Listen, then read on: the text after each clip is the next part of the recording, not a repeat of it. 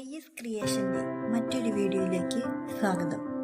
മലേന ലോക സിനിമാ ചരിത്രത്തിൽ എക്കാലത്തും ഓർമ്മിപ്പിക്കപ്പെടുന്ന സിനിമകളിലൊന്ന്.